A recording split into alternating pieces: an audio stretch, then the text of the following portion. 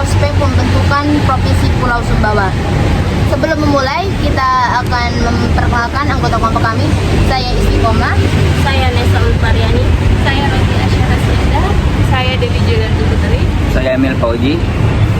Pertama saya akan bertanya kepada Nesa, sebenarnya apa sih yang dimaksud dengan daerah otonomi baru itu dan bagaimana munculnya wacana pembentukan Provinsi Pulau Sumbawa?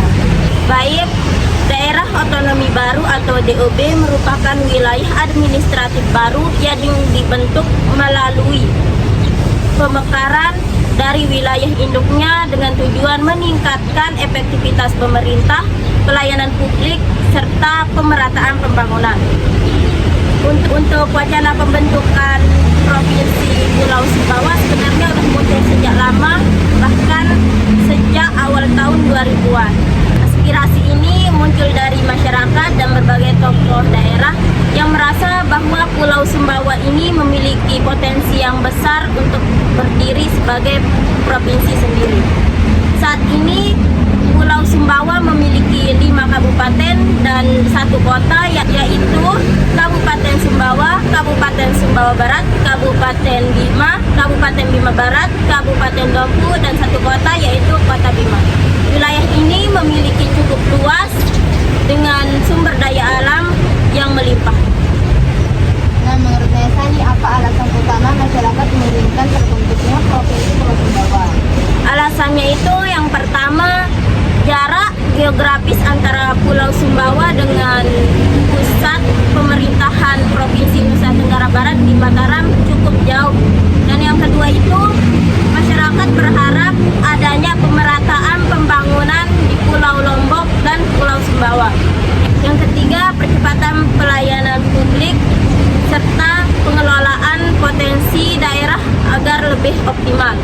Yang keempat, adanya keinginan untuk meningkatkan kesejahteraan masyarakat dengan pemerintah yang lebih dekat dengan rakyat. Oke, menarik sekali dari penjelasan Nesa tadi. Jadi faktor pemerataan pembangunan itu menjadi salah satu alasan utama munculnya usulan daerah otonomi baru ini.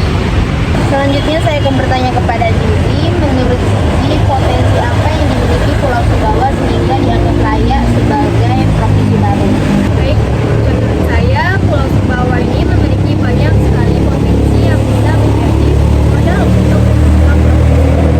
Salah satunya adalah sektor pertambangan yang selama ini memberikan kontribusi besar bagi perekonomian daerah. Selain itu ada sektor pertanian dan peternakan karena Sumbawa dikenal sebagai penghasil jagung, padi, dan ternak sapi yang cukup besar. Dan kelautan dan perikanan yang sangat potensial karena wilayah lautnya luas dan hasil lautnya melimpah. Ditambah lagi sektor pariwisata yang memiliki banyak sekali destinasi seperti Pantai Langi, Pulau Kenawa, dan Gunung Tambora. Apakah potensi tersebut cukup untuk menopang sebuah provinsi baru?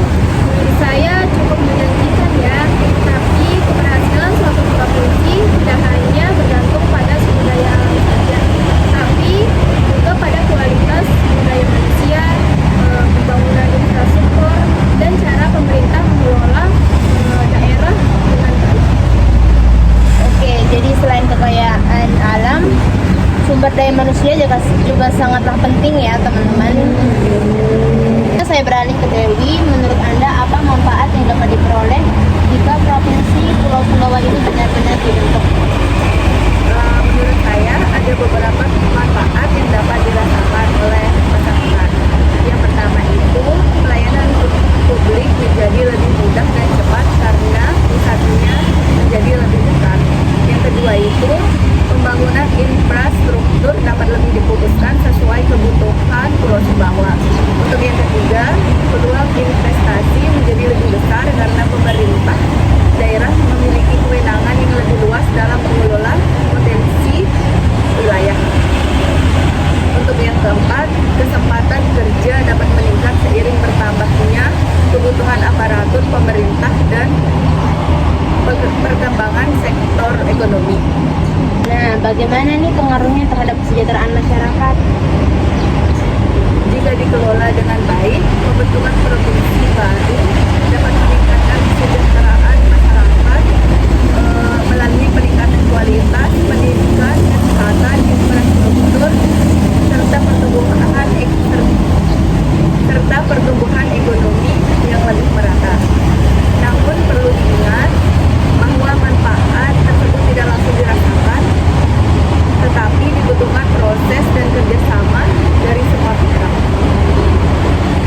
Nah, artinya itu pembentukan provinsi baru itu bukan tujuan akhir, tetapi sarana mencapai pembangunan yang lebih menarik.